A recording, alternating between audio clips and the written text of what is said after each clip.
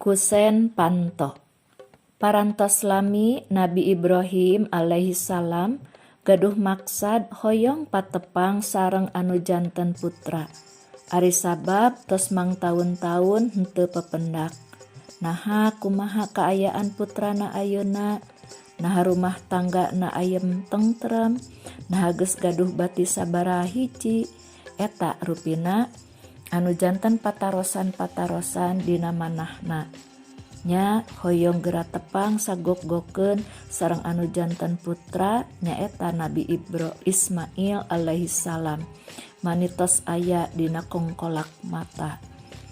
Saparantos ngambah perjalanan anu kacida tebihna antukna anjeunna anjog bae ka nagri anu dituju tempat linggih putrana nyaeta nagri Mekkah.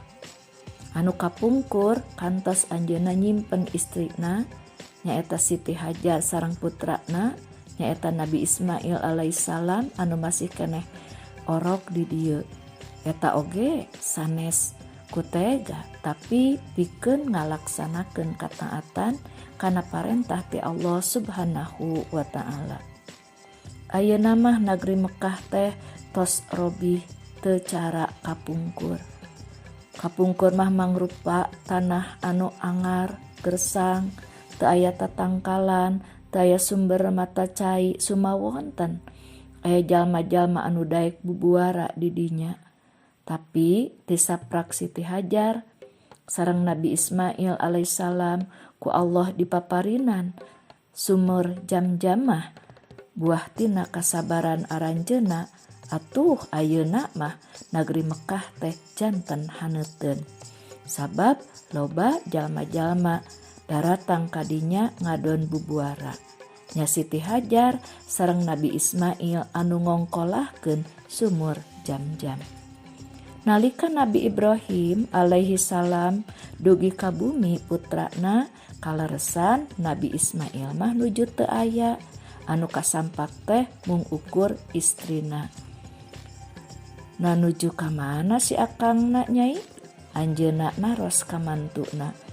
Ah biasa weh, wayah kieu mah nuju balang siar, maklum atuh usaha anu koreh-koreh cok. Jawab istri Nabi Ismail. Kumaha kaayaan rumah tangga jeung si akang salila ieu teh nyai? Nabi Ibrahim naros deui. Nyaeta sarwa susah. Atuh dapun lanceuk mah mani teu aya kahayang, teu jiga batur, dina usaha teh mani ti poporose. Nu mawi nu sanes mah buburialan hartana teh. Haripun lanceuk mah kitu we kekenginganana teh sing sarwa sakedik keur nedak ge ampir teu nyekapan. Cenah bari terus humandeuar nyirikeun yen rumah tanggana teh sarwa kakurangan. Saterasna Nabi Ibrahim amitan bade mulih bari anjeunna nyarios. Upama salaki nyai tos uih tepikeun hatur salam ti bapa sarta carioskeun ka anjeunna geura gentos kusen panto bumina. Nalika Nabi Ismail sumping manahna ngaraos pasti tadi tos aya naon-naon. Lajeng naros ka istrina. Nyai ari tadi aya tamu ka dieu.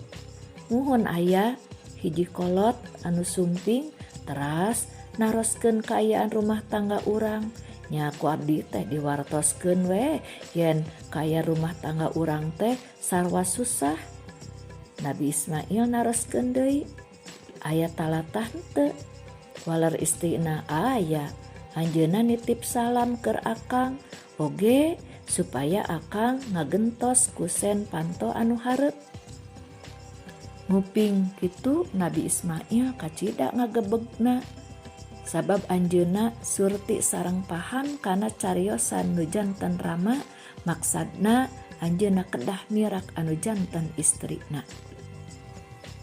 Saparantos papirak sareng istrina lajeng Nabi Ismail nikah deui anu kadua kalina sareng wanoja ti suku Jurhum.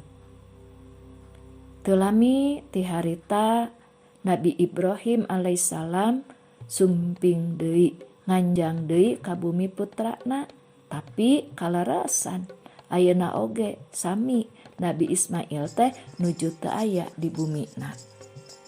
Lajeng Nabi Ibrahim naroskeun kanu janten mantuna kaayaan Nabi Ismail. Diwalar ku mantuna teh pun lanceuk nuju angkat milari nafkah kanggo abdi sakulawarga. Nabi Ibrahim naroskeun deui kumaha kahirupan sadidinten nyai sakulawarga.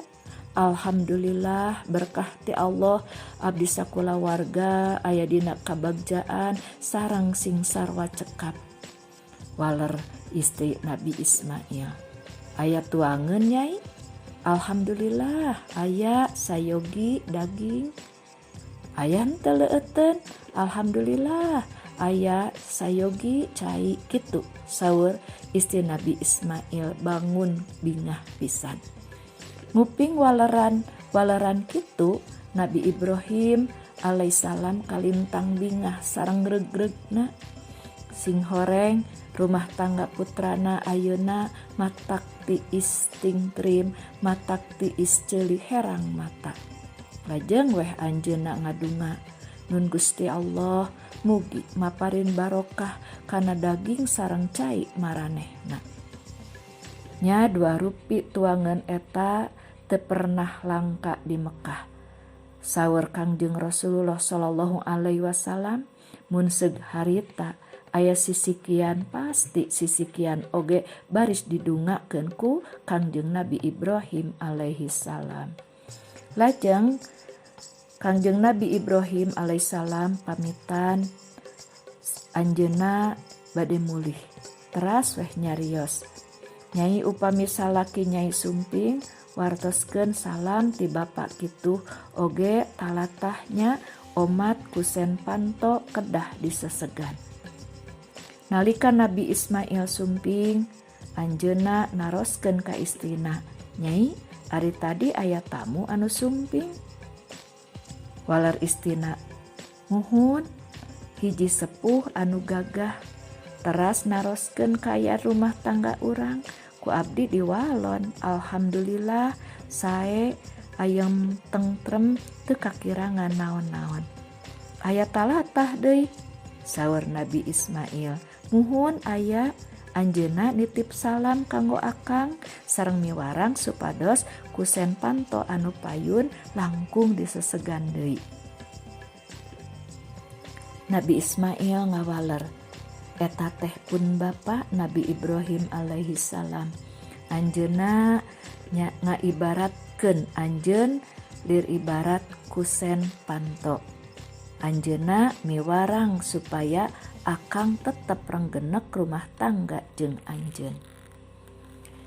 Baraya sadayana dina ieu kisah hiji istri di rumah tangga diibaratkeun kana kusen panto payun.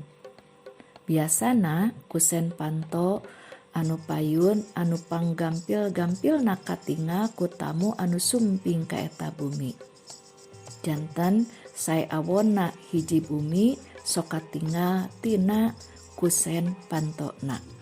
Ponya kitu deui, sae awonna hiji rumah tangga eta gumantung, sae awonna nu janten istri. Oge istri sok diibaratkeun tihangna nagara. Lamun istri-istri na di hiji nagara arawon, maka nagara eta moal beres. Tapi upami istri-istri na sararae, nagara oge bakal beres roes tur aman. Pami hiji caroge kaleresan kagungan istri anu solehah, hartosna satengah na kasayan tos kapimilik ku anjeunna. Mung sakitu rupina mah.